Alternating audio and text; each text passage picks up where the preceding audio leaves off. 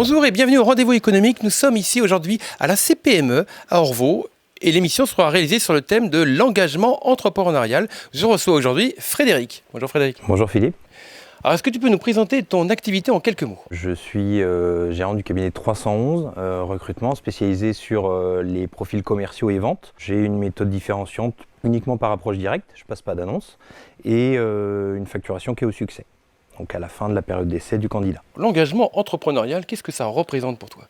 Alors moi j'ai voulu me lancer parce que je sentais un côté différenciant et j'ai aussi voulu transmettre ce que j'ai pu apprendre au cours de mes années passées sur le terrain. Il y a différentes interventions, à la fois à la CPME où je fais partie de la commission RH et puis je participe au tremplin pour l'emploi qui suit des personnes qui sont en difficulté de retour à l'emploi et aussi via une association qui est Face Atlantique, Agir contre l'exclusion où pareil, il y a des personnes soit seniors, soit quartiers défavorisés ou soit les femmes, parce qu'il y a aussi parfois des femmes qui ont des problèmes à retour à l'emploi et ça permet de pouvoir donner un avis, alors qui n'est pas forcément, le but c'est pas d'être en descendant, c'est plus d'être en échange, mais de pouvoir accompagner des personnes qui ont des difficultés de retour à l'emploi. D'accord, pouvoir accompagner des personnes.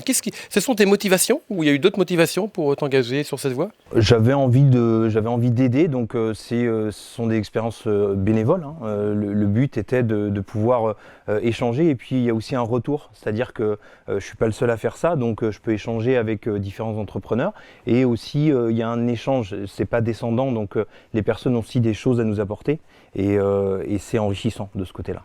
Comme on le disait tout à l'heure, tu te retrouves un peu dans le management collaboratif, on collabore entre partenaires. Oui, voilà, et moi je suis à mon compte, je suis tout seul, et ça me permet aussi de m'ouvrir à d'autres personnes et puis de prendre aussi d'autres pratiques. Alors, l'engagement entrepreneurial, donc ça, on en parle avec les collaborateurs, ça va dans les deux sens j'imagine, tu fais quelque chose pour eux, eux font quelque chose pour toi, c'est dans ce sens-là ? Oui, et d'une manière aussi, quand on est seul à son compte, avec différentes personnes, on peut avoir aussi un engagement et on peut avoir aussi des retours entre les différentes personnes. Ça, c'est vraiment de l'échange et c'est ça aussi qui est important.